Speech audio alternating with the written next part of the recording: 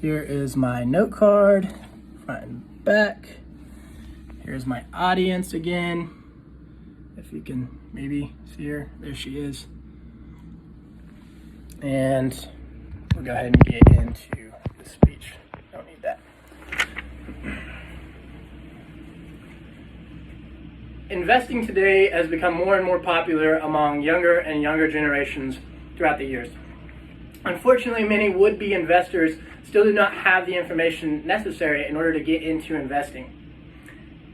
According to a survey in 2022 by Go Banking Rates, 51% of Americans say that they need further education in investing, 52% say they wish they had learned more about it in school, and 44% say that they avoid investing entirely because they don't know enough about it to get started. I'm Dalton James. I'm still relatively young, and I've been investing since I was 18 years old. I've made some pretty good investments. I've invested about $28,000 to $32,000 total, and I now have about $40,000 in my accounts, which is relatively good, I would say, for my age.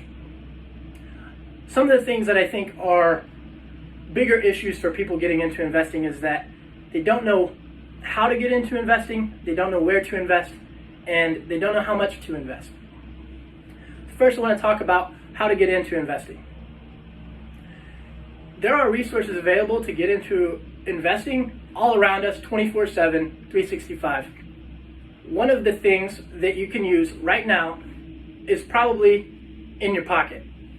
Now, while this isn't a cell phone, this is an iPad, and you probably have some form of device like this in your pocket that you can use in order to get into some of these investing applications. So some of the applications that I like, one of them is called InvestMate. InvestMate runs you through a lot of scenarios. They ask you questions about how the market or how a particular interaction with the market might impact a stock or a company and how that could impact your investment.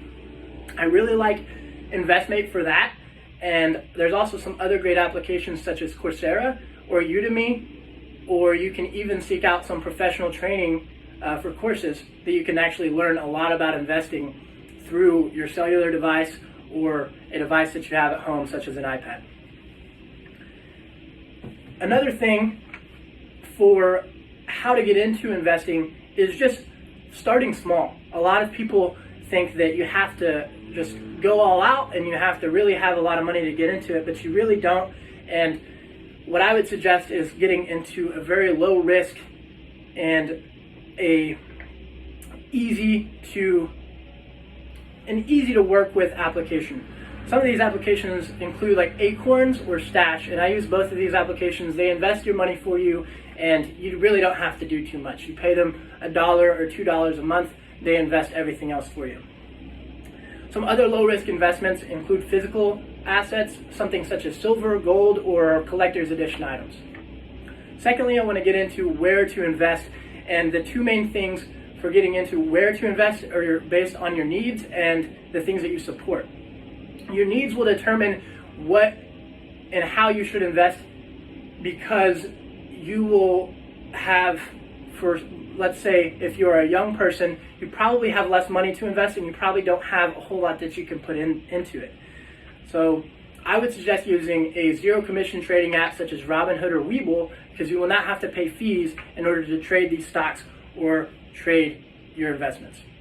You should also use your actual needs. If you need something, if you are a human that needs something, there are other humans that need that thing, and that is probably a very good idea of something that you should invest in, because people will continue to use it and utilize it. Secondly, the things that you support will be very important. So if you support the push towards electric vehicles, you should invest in companies such as Workhorse or Tesla, because they produce those vehicles. Or more obscurely, you might even invest in a pharmaceutical if you think that they might come out with a cure to some disease or maybe a medication. Also, you should always research what you're investing in. That is a very important aspect of investing as well. And lastly, I want to talk about how much you should invest. There's a couple of factors that determine how much you should invest, and one of the biggest things for me is that you should never invest money that you cannot afford. Do not under any circumstances, invest money that you can't afford, because you will become emotional and you will make bad decisions and you will lose your money, and it is not a good thing to do. If you can afford $1 or 10% of your income, that's way better than nothing. Most people will probably put in about 10% into a retirement account. Really, all you need is maybe $1 or maybe a penny. I actually made an investment with a penny. Most of you are familiar with cryptocurrencies. You've probably seen them in the media. I invested in Dogecoin, and I could get 8 shares of Dogecoin for just a penny. I bought $100 worth, and had I held my investment, I made about $300-400 on it. But had I held it, it would have been worth $60,000 at its height. It's a really good idea to put back some of your income every month, just because it will continue to serve you throughout your entire life. Most people will use a Roth or a traditional IRA, and they will put about 10% of their income back into those accounts.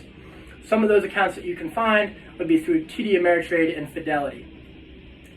Another thing that you should do and consider in how much you should invest is that it's always better to do it young. Just do it young. The U.S. Census Bureau reports that 50% of women aged 55 to 66 do not have any retirement income, and 47% of men that age do not either.